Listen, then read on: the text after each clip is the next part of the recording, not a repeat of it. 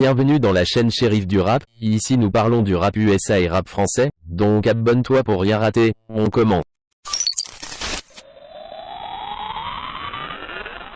682 000 paires de Yeezy vendues en 24 heures. Il y a 3 jours, les ventes de Yeezy entre le 31 mai et le 1er juin ont permis à la marque allemande et à Kanye West de valider un bénéfice de 170 millions de dollars. Après avoir trouvé une solution pour écouler l'énorme stock de Yeezy, Adidas peut dès à présent renflouer ses caisses. En effet, il y a quelques mois, leur dette s'élevait à 39 millions d'euros. Cette vente express a permis à Ye de repartir avec une somme colossale. En effet, l'artiste a remporté 25 millions de dollars après la vente des 682 000 paires, et ses 15% de commission sur les ventes. Dans un communiqué dont nous faisait part Adidas, une partie des fonds récoltés a été distribuée à des ONG et à de nombreuses organisations de lutte contre les discriminations, comme la Ligue anti-diffamation et l'Institut Philonis et Kita Floyd. Ce restock marque la fin de la collaboration certes, mais également le début d'un nouveau départ pour Kanye West. Puisqu'il ne laisse pas tomber sa marque, bien au contraire, il a décidé d'installer son QG Yeezy à Los Angeles, situé à 2 pas des bureaux d'Adidas.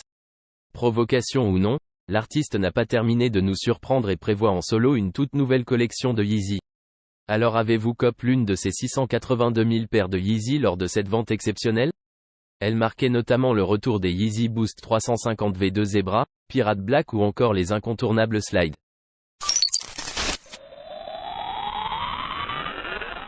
Le rappeur Nino est partout. En effet, il multiplie les projets artistiques, business etc. D'ailleurs, il vient d'annoncer le lancement de sa propre marque d'alcool, et plus précisément de vodka. Nommée « Bébé Vodka », elle devrait être prochainement disponible à la vente soit dans les semaines à venir. En esprit Guy, je sors ma vodka, je fais comme P. Diddy distille en Pologne, j'attends 13 000 ES bouteilles à midi, chante-t-il dans son morceau « VVS ». En outre, le rappeur avait organisé une soirée de lancement la semaine passée, en compagnie de ses amis et artistes proches tels que Eus l'Enfoiré, Dinor, ou encore Leto. Nino enchaîne plusieurs activités diverses. Nino multiplie les activités et est dernièrement très occupé. En effet, entre la série de ses freestyles, LVL Up, sa marque de vêtements et maintenant, sa marque de vodka, il diversifie ses projets. Dès lors, la commercialisation de cette toute nouvelle bouteille d'alcool devrait ravir ses fans et être un succès. En tout cas, il est productif et ne semble pas trop se reposer. Ainsi, Bébé Vodka arrive d'ici peu, pour le plus grand plaisir des amateurs de vodka.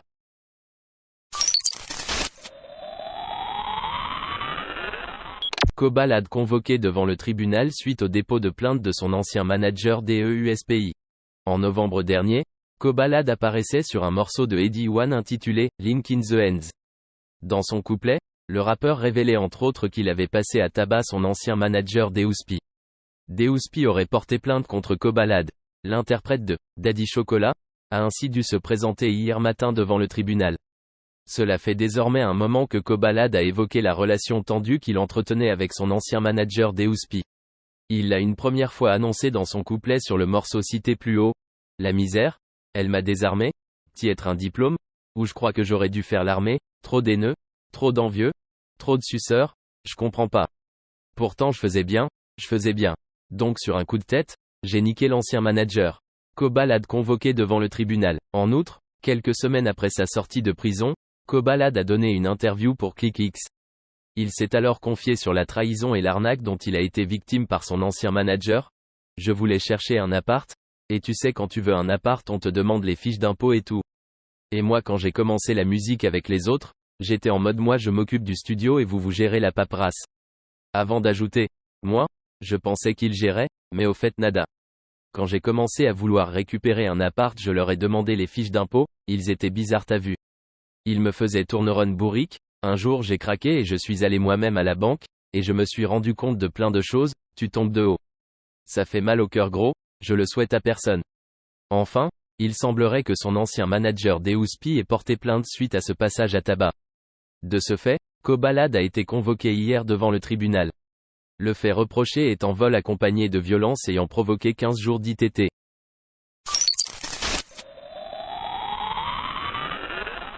Ariana Grande au concert de Beyoncé. Beyoncé fait sensation en Europe à l'occasion de son Renaissance Tour. Elle était justement de passage au Stade de France lors d'un concert qui restera dans les mémoires. Et pour cause. Après avoir rendu un très bel hommage à Tina Turner, la chanteuse a fait monter Blue Ivy sur scène. Une joie immense pour ses fans. Depuis, Queen Bey cumule les concerts. Et les stars la suivent de très près. C'est le cas d'Ariana Grande. La chanteuse se fait très discrète ces derniers temps. De quoi inquiéter ses nombreux fans. Mais ce week-end, Ariana Grande était bel et bien présente au Renaissance World Tour de Beyoncé à Londres. Voilà qui a eu le don de rassurer ceux qui la soutiennent depuis toujours. Car Ariana Grande semble être au plus mal. Elle semble être triste, et plus amaigrie que jamais sur ses photos Instagram. Elle a même reçu un grand nombre de commentaires négatifs. Ariana Grande ne mange plus, OMG on dirait un zombie. C'est moi ou Ariana Grande est méconnaissable. La présence d'Ariana Grande au concert de Beyoncé prouve donc qu'elle se porte très bien. D'ailleurs, elle a porté sa plus belle tenue, et a affiché son plus beau sourire. Une star rayonnante. Pour soutenir Beyoncé, Ariana Grande a donc choisi sa plus belle tenue. Elle portait un ensemble rose bonbon assez large pour ne pas dévoiler ses formes. Peut-être en a-t-elle eu assez de recevoir autant de critiques.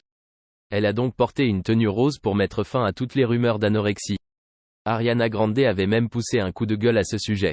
Sur son compte TikTok, elle expliquait qu'elle n'était pas habituée à réagir à ce genre de polémique. Je n'aime pas faire ça, et je ne suis pas forte pour faire cela. Puis elle a demandé à chacun de ne pas critiquer autrui. On devrait tous travailler sur ça et ne pas le faire tout le temps. Il y a beaucoup de façons de paraître belle et en bonne santé. Vous ne savez jamais ce qu'une personne est en train de traverser. Ariana Grande a ensuite avoué qu'elle traverse une période difficile. J'étais sous antidépresseurs, je buvais de l'alcool par-dessus et je mangeais mal. Cette période où vous considérez mon corps comme sain était la pire période de ma vie. Avant d'ajouter, je voulais donc vous dire que vous êtes beau, peu importe la phase que vous traversez, peu importe votre poids, la façon dont vous aimez vous maquiller, une chose est sûre, sa présence au concert de Beyoncé rassure. Car encore une fois, Ariana Grande a capté tous les rayons lumineux pour être la deuxième star de la soirée.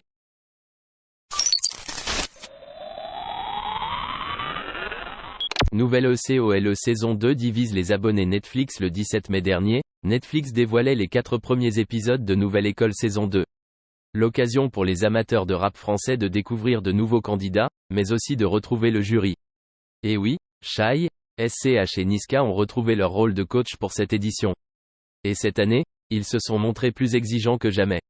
Il faut dire qu'il y a 100 000 € à la clé. Il ne faut donc pas se tromper.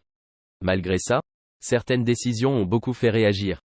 Par exemple, dès les premiers épisodes, Niska a choisi d'évincer Naira alors qu'elle venait de faire une prestation plus que convaincante. Un peu plus tard dans le programme, c'est de nouveau Niska qui a fait parler de lui. Au moment des repêchages suite aux battles, il a émis le souhait de garder SL Karak plutôt que Warren, ce qui n'a pas manqué d'enflammer Twitter. Au fur et à mesure de la compétition, les choix devenaient donc de plus en plus difficiles. Seuls 3 candidats pouvaient se hisser en finale de Nouvelle École saison 2. Au terme de 3 prestations réussies, SCH, Niska et Shai ont donc décidé d'élire Boy. Mais tout ne s'est pas passé comme prévu. En effet, le gagnant de Nouvelle École saison 2 a fait les gros titres juste après sa victoire. De quoi donner du grain à moudre à Booba, qui a de nouveau taclé le programme.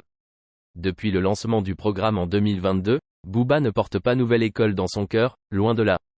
Dès qu'il le peut, il n'hésite pas à critiquer le programme de Netflix. Il faut dire que le jury de Nouvelle École saison 2 est constitué d'artistes qu'il n'apprécie pas vraiment. L'histoire avec Shai, ancienne membre du 92i, est tendue. De même pour Niska. Quant à SCH, il a déjà pris les foudres du Duc.